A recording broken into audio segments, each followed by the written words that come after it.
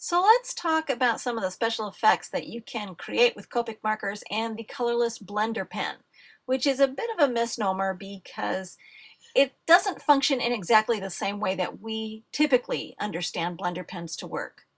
I like to think of the blender pen as a color pusher. It doesn't bleach out or remove or erase color, but it pushes color in different directions depending on how it's used. Now here I'm creating a striped pattern on the necktie. I had laid down some lipstick red in a flat color, and now I want to create this texture of stripes, and I'm using the blender pen several times, going over those stripes again, once, maybe twice, maybe holding the pen a little bit longer or stroking a little bit more slowly to allow that blender fluid to create an even more dramatic effect. And then of course I'm going to do my shading and shadowing with the cool shadow because I just can't resist doing it. And here you see the finished shirt. So it really pops. It's got some great texture. You could even create polka dots.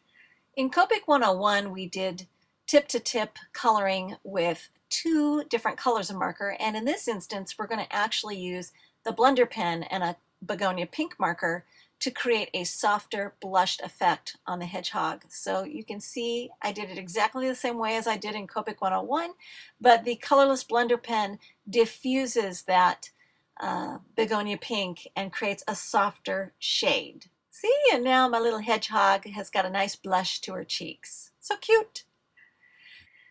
Now here we're going to try making a brick or a basket weave texture, and I'm going to lay down a solid patch of color here, and in this case I'm using lipstick red.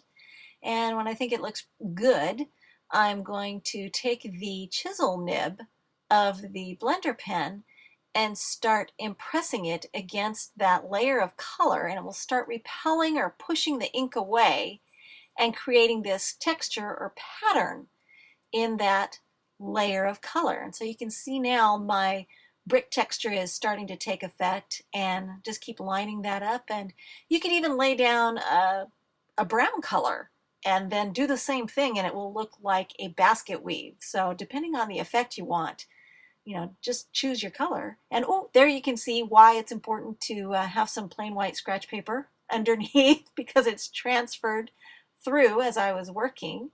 And then to clean that nib, and it's actually looking pretty good, I just need to rub it against the scratch paper there to clean it off until there's no more red ink. Look at that. Isn't that a super cool effect? I just love the different things that you can do, and I'm sure your customers would just totally become wowed by this. So be sure to show that off. And I wanted to bring back that bubblegum machine that we had used in Copic 101 and show you just one more thing you could do. And I started filling in the globe with BG10, and obviously there's some tiny gumballs there, so you're going to color over the top of them, and I didn't worry about it too much.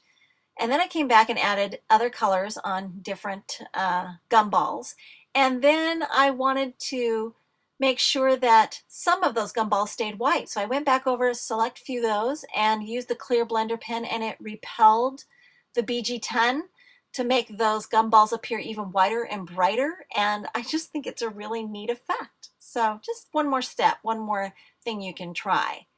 Thanks for watching.